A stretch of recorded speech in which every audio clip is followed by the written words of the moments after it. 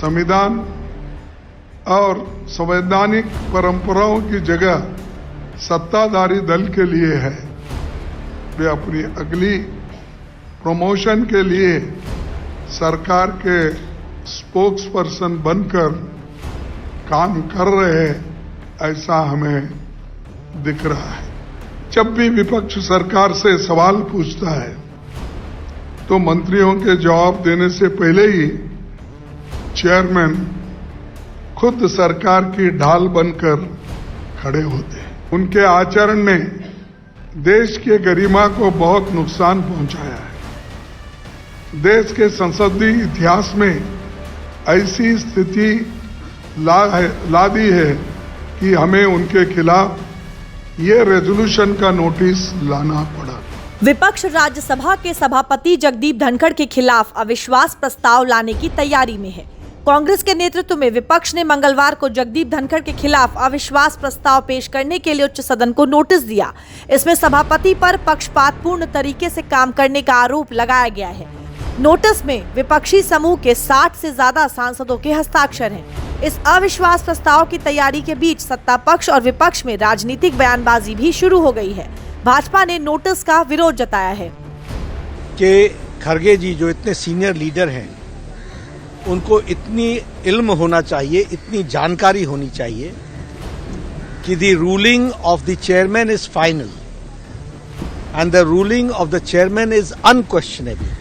धनखड़ जी ने हमेशा अपोजिशन की तरफ ज्यादा ध्यान दिया है, बहुत बार उनको बोलने का मौका भी दे दिया है। इसीलिए उनके ऊपर इसी तरह की आपत्तिजनक टिप्पणी करना ठीक नहीं है। इसके लिए मल्लिकार्जुन खड़गे जी ने माफी मांगनी चाहिए। वहीं विपक्षी कांग्रेस इसे पूरी तरह से सही बता रहा है। मेरे मानने की जब नेता विपक्ष ने कोई बात कही है तो सारे विपक्ष को जो है उन्होंने विश्वास में लेके कोई बात कही है, तो जो सारे विपक्ष को बात जो है मानेगा सारा विपक्ष को। उनको बात रखी तो सबने रखी और लोगों ने जो है उस पर हस्ताक्षर भी किए। संविधान के अनुच्छेद 67B में उपराष्ट्रपति को पद से हटाए जाने की प्रक्रिया का उल्लेख है। उपराष्ट्रपति पद से हटाने के लिए अविश्वास प्रस्ताव लाया जाता है। संसद में प्रस्ताव लाने से पहले कम से कम 14 दिन पहले सदन को सूचित करना होता है। उपराष्ट्रपति को हटाने के लिए प्रस्ताव पेश करने के लिए न्यूनतम आवश्यक संख्या 50 है। वहीं अभी 60 विपक्षी सांसदों ने नोटिस पर हस्ताक्षर किए हैं। सूत्रों की माने तो कांग्रेस, राजद, टीएमसी, सीपीआई, सीपीआईएम, जेएमएम, आप, डीएमके समेत 60 से ज्यादा विपक्षी सांसदों ने नोटिस पर हस्ताक्षर किए हैं। ये पहली बार होगा जब राज्यसभा के सभापति के खिलाफ अविश्वास प्रस्ताव लाया जाएगा। इस प्रस्ताव को राज्यसभा द्वारा पारित किया जाना चाहिए और उन्हें हटाने के लिए लोकसभा द्वारा उस पर सहमति होनी चाहिए। इसलिए अगर राज्यसभा के सभापति धनखड़ के खिलाफ प्रस्ताव ऊपरी सदन में पारित हो जाता है तो सफल होने के लिए इसे लोकसभा में साधारण बहुमत से पारित होना चाहिए।